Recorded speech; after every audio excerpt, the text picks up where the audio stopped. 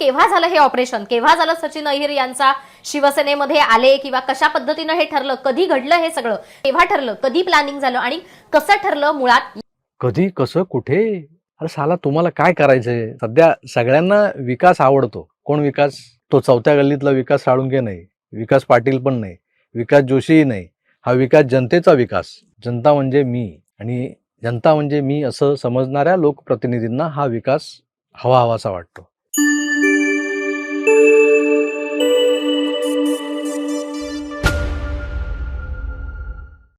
जून महिन्याच्या शेवटाला काहीतरी अकल्पनीय, अनाकलनीय घडतं याची प्रचिती आपल्याला 2022 पासून यायला लागली आहे. पण दरवर्षी हे राजकीय धक्के सहन करणं सामान्य माणसाला आणि उभाटा पुरस्कृत मविया संचालित मीडियालाही आता असह्य होऊ लागलंय. गेल्या वर्षभरापासून बोंब मारून ठेवलेलं ऑपरेशन टायगर हे आज होईल उद्या होईल करता करता मागच्या आठवड्यात झालं एकदाच आणि उभाटा सेनेचे 6 खासदार फुटले. त्या फुटीनंतर नेहमीप्रमाणे उद्धवजी आपल्या भालदार चोपदारांसह माहेरची साडीवाले प्रयोग करायला घराबाहेर पडले, मातोश्री बाहेर. त्या 6 गद्दार खासदारांच्या मतदारसंघात जात त्यांनी सभा घेतल्या. तिथं रुदाली नावाचा सिनेमा दाखवला लोकांना. सोबत नेलेल्या इमानदारीचं ढोंग करणाऱ्या संपादकांनी त्या गद्दारांना शिव्यांची लाखोली वाहिली. ओ गांडू आहे, ओ खंडू आहे, ओ बंडू आहे. आता काय तुम्ही ऐकलं असेल, जाऊ द्या. पण हे सगळं घडत असताना अजूनही काही लोक आपल्याला सोडून जाणार आहेत, एवढं सगळं होऊ नये याची साधी कुणकुणही त्यांना लागली नव्हती. 2022ला देखील असंच झालं होतं. एक साथ 40 आमदार रातोरात निघून गेले. तर त्यावेळेसही पावसाळी अधिवेशन सुरू होतं. त्या दिवशी राज्यसभेच्या निवडणुकीचे निकालही लागले होते. पण त्याआधी काही अशा घटना घडत होत्या ज्या शिवसेना फुटीला खतपाणी घालत होत्या.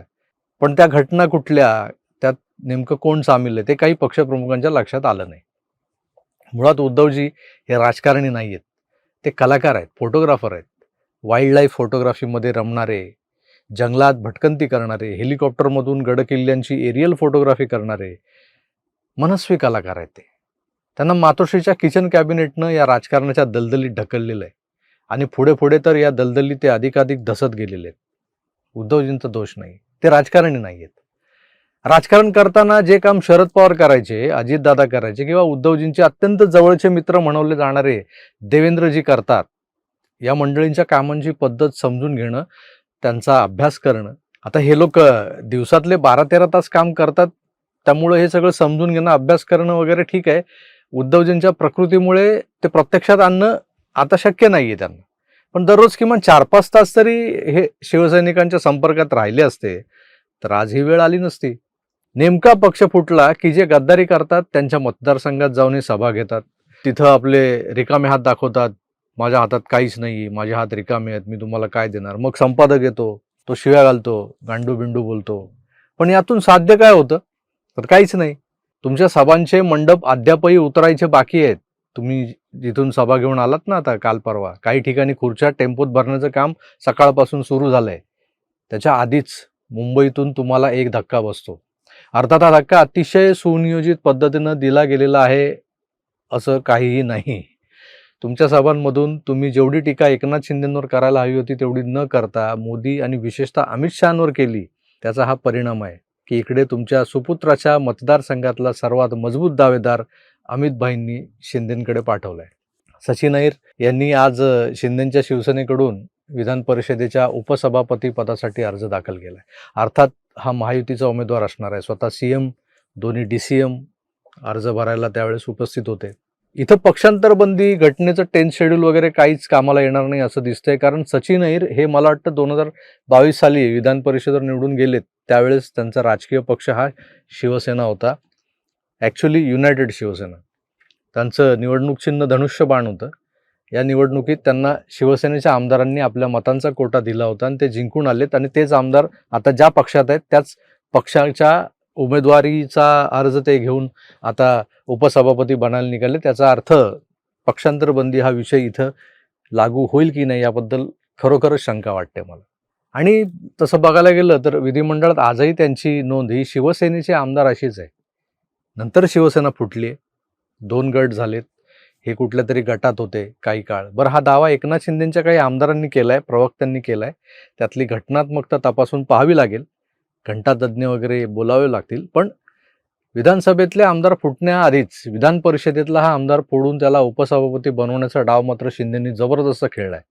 सध्या वरळीचे आमदार असलेले माजी पर्यावरण मंत्री आणि ज्यांचा आवाज अद्यापही नीट फुटलेला नाहीये, त्या आदित्य ठाकरेंनी ज्या एकनाथ शिंदेंना भर सभागृहात फेकनात मिंदे वगैरे बोलून आपली बौद्धिक पातळी दाखवली होती ना, त्या आदित्य ठाकरेंचे 2024च्या निवडणुकीत जिंकून यायचे वांदे याच शिंदेंनी केले होते. मिंदेंनी केलेले वांदे त्यांना आठवत नाहीयेत. मनसेसोबत जर नरमाईनं जुळून घेतलं असतं शिंदेंनी आणि संदीप देशपांडेंना महायुतीचा उमेदवार बनवलं असतं, तर आदूबाळ आज मातोश्रीच्या खिडकीतून पाऊस बघत बसलं असतं. बघ कसा पाऊस पडतोय, बघ काही आठवतंय का. पण मनसेसोबत शिंदेंचं तिथं बिनसलं आणि हे ज्युनियर उबाटा निवडून आले. यांना ज्या वरळीतून पहिल्यांदा जिंकून आणलं गेलं, त्यासाठी किती जणांना आपल्या महत्वाकांक्षांवर दगड ठेवावा लागला होता, उरावर दगड ठेवून मान्य करावं लागलं होतं. सगळ्यात पहिलं नाव बिचारा त्या सुनील शिंदेंचं येतं. ते सिटिंग MLA होते वरळीचे. मग NCPचे सचिन अहिर, जे 2019ला कदाचित सुनील शिंदेंना भारी पडले असते, त्यांनाही उबाटांनी शिवसेनेत घेतलं. सचिन अहिर तेव्हा शरद पवारांना सोडून शिवसेनेत का आले हा प्रश्न कोणीच कसा नाही विचारत सचिन भाऊंना. सचिन अहिर, सुनील शिंदे दोघांनाही सेटल करून त्यांना विधान परिषदेचं आश्वासन देऊन किशोरीताई आणि इतर दुसऱ्या फळीतल्या शिवसैनिकांना बाबापुता करून आदित्याला वरळी सेफ साईड करून घेतली होती आदित्यच्या बाबांनी, म्हणजेच उद्धवजींनी. ठाकरेंच्या घराण्यातून पहिल्यांदाच कोणीतरी निवडणूक लढवतंय म्हणून राजसाहेबांनी मोठ्या दिलदार वृत्तीनं आपल्या आशीर्वाद आपल्या पुतण्याच्या मागे उभे केले. आपला उमेदवार नाही उभा केला. हा तोच पुतण्या राज ठाकरेंचा, ज्यानं राज ठाकरेंच्या पक्षाला संपलेला पक्ष म्हणत हिणवलं होतं. पण राजसाहेब मनानं हळवे आहेत, त्यांना रागही येतो लवकर आणि तो जातोही 100च्या स्पीडनं लवकर. असा सगळा जामानिमा करून अगदी असा फुलटॉस टाकतो ना, अंडरआर्म बॉलिंग टाकत आदित्यला सिक्सर मारण्याची संधी दिली. मॅच फिक्सिंग झाली वरळीत. आता त्याच वरळीत ज्यांचा दबदबा आहे त्या सचिन अहिरना शिंदेच्या सेनेत आणून भारतीय जनता पक्षाच्या चाणक्यांनी उद्धवजींची पार कोंडी करून टाकण्याचं ठरवलेलं असं दिसतंय. आणि असं काही लोक बोलतात बाबा. आता हे असं बोलत असताना मला एकनाथ शिंदेंनी थंड डोक्यानं काढलेला काठाही जाणवतोय मला. अखंड शिवसेनेत असताना ज्या नेत्यांच्या राजकीय मुत्सद्देगिरीबद्दल फारसं बोललं जात नव्हतं, त्यांना ठाणे, पालघर, कल्याण, डोंबिवलीपुरतं मर्यादित करून ठेवलेलं होतं, त्या माणसाला 2022च्या महासत्तांतरानंतरच्या विधिमंडळातल्या भाषणातून उलगडताना आपण पाहिलाय. आजही एकनाथ शिंदेंना चांगला वक्ता म्हणून कोणीच महत्त्व देत नसेल, पण हा माणूस न बोलता आधी पडद्यामागची सूत्र हलवायचा. त्याचं बेनिफिट ठाकरेंना मिळायचं. सेनेची मॅन पॉवर, मसल पॉवर आणि मनी पॉवर म्हणजे एकनाथ शिंदे, हे सगळ्यांना माहीत होतं. पण आज त्याच शिंदेंनी वक्तृत्वावर फारसं अवलंबून न राहता लिहून आणलेल्या भाषणांवर वेळ मारून नेत सभा नसतील गाजवल्या, पण ते ग्राउंडवर आपला पक्ष अतिशय डोकेबाज पद्धतीने वाढवत आहेत. दिल्लीतून अमित शहांचं विशेष प्रेम आणि सहकार्य त्यांना मिळतंय हे महाराष्ट्रात मुद्दाम कोणीतरी दाखवतंय किंवा ते दाखवलं जातंय. खुद्द उद्धवजी त्यांच्या भाषणात आता मागे बोलून गेले की ही सगळी चाल आहे, म्हणजे अमित शहांचं सगळं खेळ चालू आहे ते. आणि अमित शहा शिंदेंना मदत करतात हे मुद्दाम अधोरेखित केलं जात आहे. पण हा माणूस, एकनाथ शिंदे नावाचा माणूस, ठाकरेंच्या उद्दामपणाला पोखरून संपवू शकतो हे माहीत असलेल्या भारतीय जनता पक्षानं महाशक्ती बनून शिंदेंना जर बळ दिलं किंवा बळ प्रदान केलं असेल तर त्यात नवल ते काय. पण शिंदे हे त्यांच्या 2.5 वर्षांच्या मुख्यमंत्री पदाच्या कालखंडात जे काही शिकलेत त्याचे धडे ते आपल्या विरोधकांना व्यवस्थित देताना दिसत आहेत. विरोधकांसह त्यांचा एक समांतर लढा हा मित्रपक्षांसह सुरू आहे, हे सुद्धा लपलेलं नाहीये. 2029ला कुबड्यांविना लढण्याची घोषणा केलेल्या भाजपच्या अमित भाईंना देखील ठाण्याच्या भाईंची कुबडी नको वाटू लागली 29ला, तर काय करायचं. तर मग एकदमच अपंग होण्यापेक्षा स्वतः सर्वाईव्ह करू शकू इतका दारुगोळा शिंदे जमा करतायत असं दिसतंय आता सध्या तरी.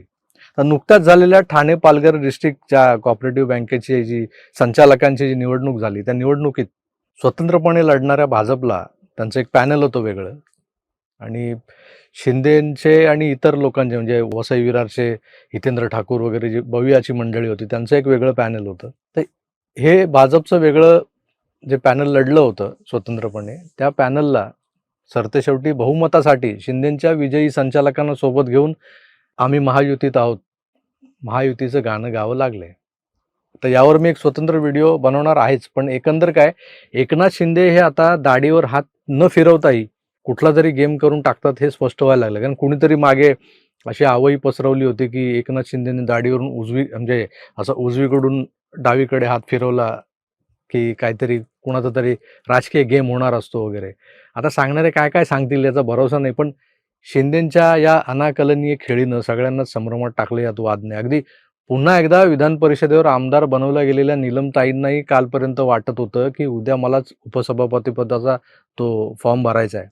शिंदेचे लोकसभेला जे पराभूत झालेले लोक होते, ज्यांना विधान परिषदेवर घेतलंय, त्यापैकी ते कृपाल तुमाणे असतील, चंद्रकांत रघुवंशी असतील, अजून बरेच लोक होते. या सगळ्यांनाही असं वाटत होतं की आम्हाला कदाचित उपसभापतीपद वगैरे मिळेल. पण अशी ही नावं चर्चेत असताना हा मास्टर स्ट्रोक म्हणजे सरसकट सगळ्यांना जबरदस्त धक्काच होता. मीडियातल्या काही लोकांनाही या घटनेनं चक्रावून टाकलंय. बघा कसे सैराटलेत ते. केव्हा झालं हे ऑपरेशन, केव्हा झालं सचिन अहिर यांचा शिवसेनेमध्ये आले किंवा कशा पद्धतीनं हे ठरलं, कधी घडलं हे सगळं, केव्हा ठरलं, कधी प्लॅनिंग झालं आणि कसं ठरलं मुळात. ऐकलत ना, कधी कसं कुठे. अरे साला, तुम्हाला काय करायचंय? सध्या सगळ्यांना विकास आवडतो. कोण विकास? तो चौथ्या गल्लीतला विकास साळुंके नाही, विकास पाटील पण नाही, विकास जोशीही नाही. हा विकास जनतेचा विकास. जनता म्हणजे मी, आणि जनता म्हणजे मी असं समजणाऱ्या लोकप्रतिनिधींना हा विकास हवाहवासा वाटतो, प्यारा वाटतो. ते त्या विकासाच्या आशेनं इकडून तिकडे जातात. सचिन अहिर हे मात्र कायदेशीररित्या शिवसेनेतच आहे असं सांगितलं जातंय. त्यामुळे ते इकडून तिकडे गेलेत असंही बोलू नका बरं.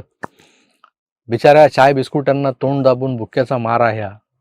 काय बोलावं आणि कशावर बोलावं हेच कळेनासं झालंय त्यांना. असो, नेहमीप्रमाणे अनेकांना सचिन अहिर यांनी आता गद्दार गँग जॉईन केली असं म्हणता येईल. पण त्याचवेळी सुनील शिंदे यांच्यासह सचिन अहिरांना आदित्यसाठी एक टर्म बसवणं हा कोणता न्याय होता, या प्रश्नाचं उत्तरही द्यावं लागेल. वरळीतून आदित्य सेफली जिंकावं म्हणून सुनील शिंदे आणि सचिन अहिर यांना नंतर विधान परिषदेवर कम्पेन्सेट करताना एकाच मतदारसंघात 3-3 आमदार का दिले गेले?